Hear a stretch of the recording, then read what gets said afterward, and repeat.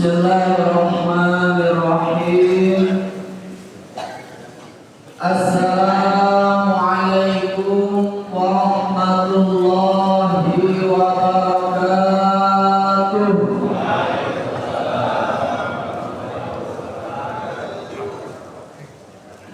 Alhamdulillahilladzi jama'ana fi hadhihi as-sa'ah fil fursatil jamilah wa fil makanil mubarakah ayati masjid Nurul Taubah. Asa an yaj'alana min ahli al-ibadah wal istiqamah was-sahlah wal najah fi kulli umuri dunya wal akhirah. Amin. Allahumma salli wa sallim wa barik wa karrim ala sayyidina Muhammad Rasulillah wa ala alihi wa sahbihi wa mawala amma. Ila hadina Mustafa Muhammad Rasulillah wa ala alihi wa sahbihi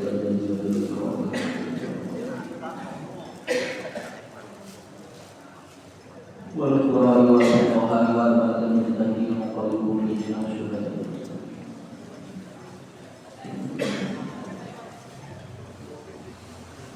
Sallallahu alaihi wa sallam.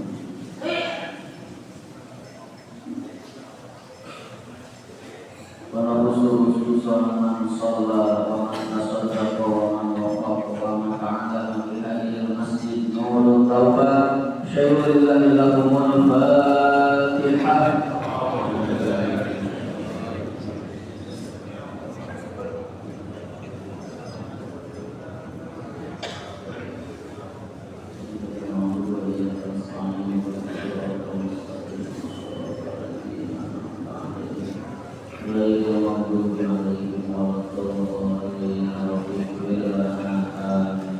Allahumma faqihna fid-din, Allahumma faqihna fid-din wa 'allimna at-ta'wil.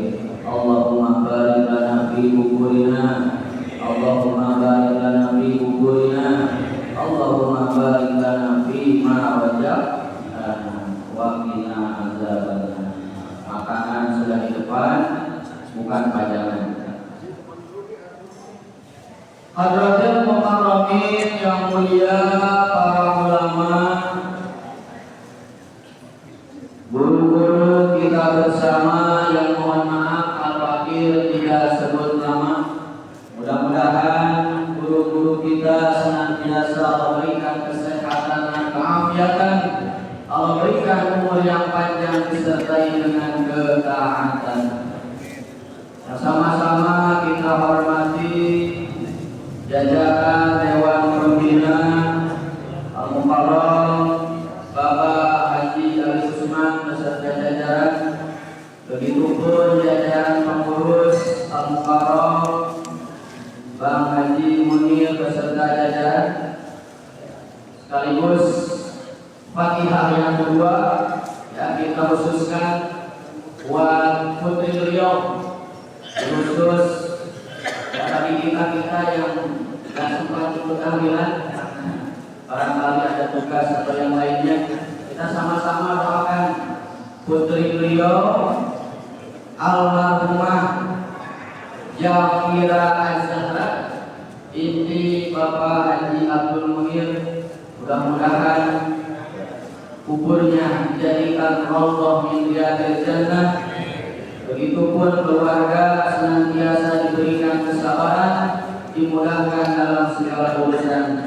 Al-Fatihah.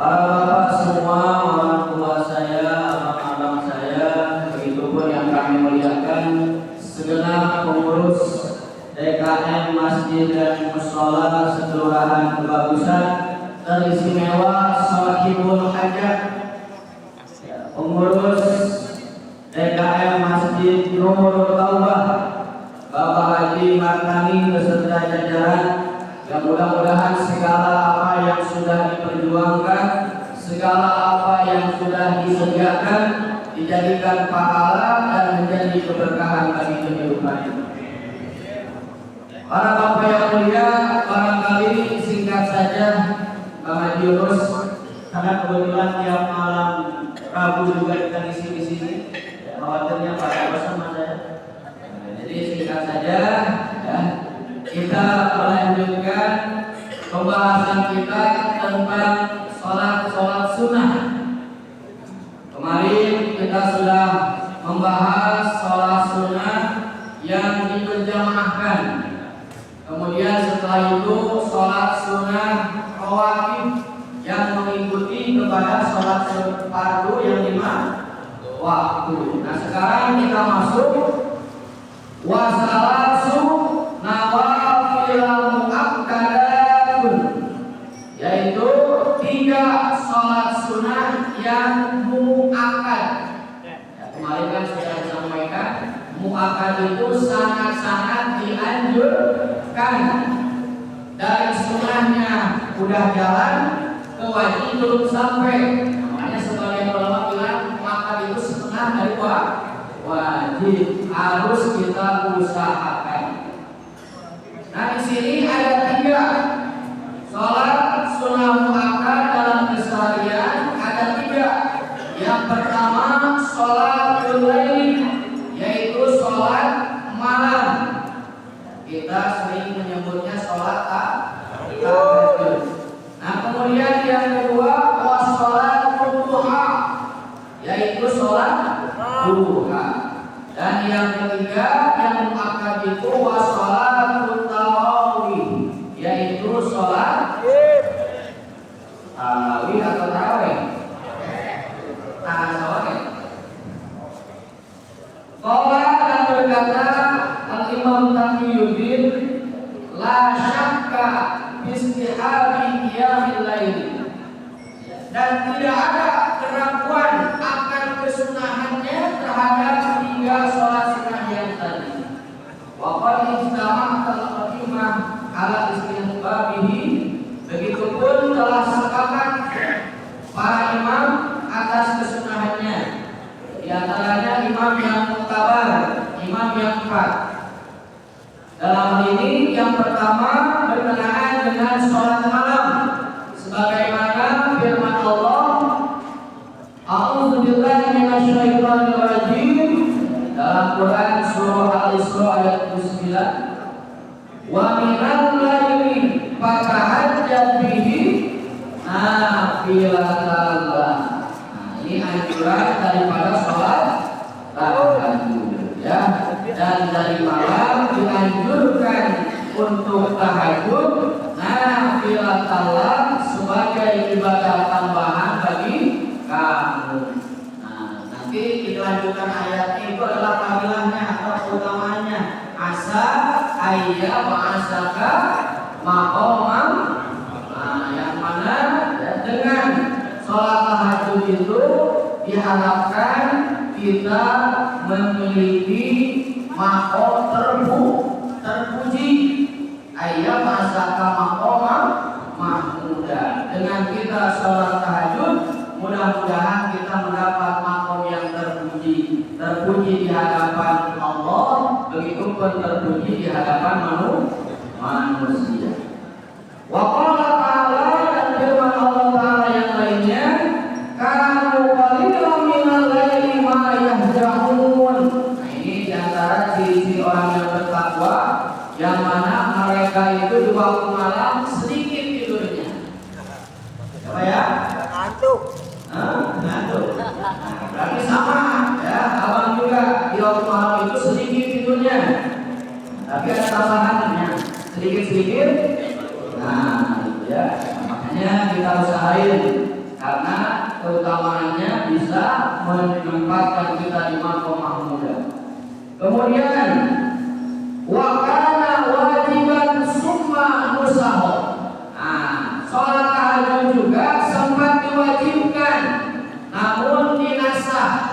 direvisi. Wa fil hadis sebagaimana di dalam hadis, alaikum biqiyamil lail. Diharuskan bagi kalian untuk melaksanakan sholat malam. Fa innahu la sholihin, karena sholat malam itu sudah menjadi kebiasaan orang-orang soleh qablakum, ya, sebelum kalian. Wa qurbatun lakum, dan dengan sholat malam itu bisa mendekatkan kalian ila rabbikum, kepada Tuhan kalian. Wa maghfiratun lisayyi'at, dan dengan sholat malam itu bisa menghapus kesalahan. Wa manhatun anil ism, begitupun bisa membersihkan dari dosa. Nah, di sini ada 3 keutamaan dari sholat malam. Tadi menjadikan posisi kita, derajat kita lebih mulia di sisi Allah Subhanahu wa taala, terpuji di hadapan manusia. Yang kedua, mendekatkan diri kita kepada Allah. Dan yang ketiga, menghapus kesalahan dan dosa. Ini 3 keutamaan dalam Al-Quran dan hadis yang berkenaan tentang sholat malam atau tahajud. Kemudian dalam hadis lain, man shalla fi lailatin bi mi'ati ayatin, barang siapa yang sholat malam dengan membaca 100 ayat, lam yuktab minal ghafilin, maka dia tidaklah tercatat daripada orang-orang yang lalai. Makanya kalau sholat tahajud itu disunahkan baca ayatnya yang panjang, yang kebanyakan. Nah, di sini dianjurkan 100 ayat. Baca apa, Pak? Kalau 200 dapatnya apa yang berhafal? Yasin 80 berapa Yasin? Oh, Al-Kahfi 110. Kalau apa? Kalau enggak gimana? Ya udah, Al-Qur'annya buka aja. Kasih beda. Ya. Itu kalau sudah biasa. Ya, kalau mau nyoba-nyoba, dengan yang pendek-pendek aja dulu. Kemudian hilang lagi mana? Wa man shalla bi mi'ataini ayatin, dan barang siapa yang sholat malam dengan 200 ayat, fa innahu yuqtamu minal qanitin wal mukhtasin. Kalau suka membacanya 200 ayat, maka dia tercatat sebagai ahli yang taat. Qanitin itu taat berarti. Wal qanitina wal qanitan, termasuk orang-orang yang ikhlas. Ya, kita latihan, apalagi sebentar lagi mau bulan puasa. Kita ini aja Pak ya, singkat saja. Nah, kemudian di sini berkenaan tentang waktu keutamaan, ada yang bilang lebih utama di pertengahan malam, jam 00 sekian, ya, jam 00, jam 1, jam 2. Tapi ada juga yang bilang menjelang sahur, ya. Wa fil ashari, ya, wa hum yastaghfiruna bil ashar. Tapi yang jelas kesimpulan dari beberapa pendapat di atas di sini, hadis Nabi riwayat Abdullah bin Umar.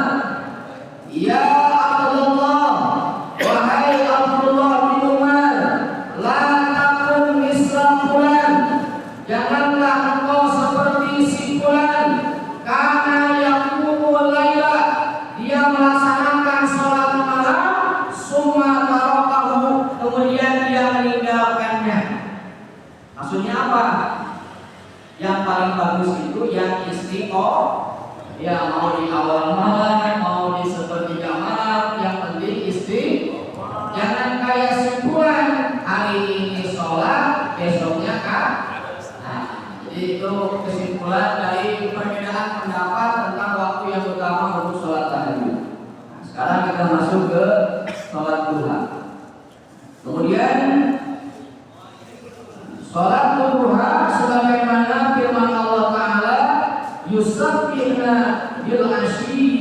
isyraq. Mereka mensucikan dirinya dengan melaksanakan sholat di waktu sore dan pagi. Ini isyraq itu kan kemarin ada dua pendapat juga. Ada yang menyendiri sholat sunnah isyraq, ada juga yang menyebut bagian dari sholat duha ya. Tapi waktunya sekitar 80 menit setelah waktu subuh. Kalau yang berpendapat sholat isyraq antara 10 sampai 15 menit setelah 80 menit tadi. Tapi kalau sholat duha berarti 16 menit ke depan. Tapi bagi kita yang penting dilaksanakan. Sekarang ini ada hadis banyak banget di situ ya. Baca aja Ustaz. Wa ini dan dalam riwayat Sahih Muslim, Bukhari Muslim, an Abi Hurairah dari Abu Hurairah Rasulullah sallallahu alaihi wasallam bersabda, "Ausani khalili, kekasihku berwasiat kepadaku." Siapa kekasihku, Pak? Rasulullah. Di salah dengan 3 wasiat. Yang pertama, siami salasati ayyamin min kulli syahrin, yaitu untuk puasa 3 hari setiap bulan. Puasa apa, Pak?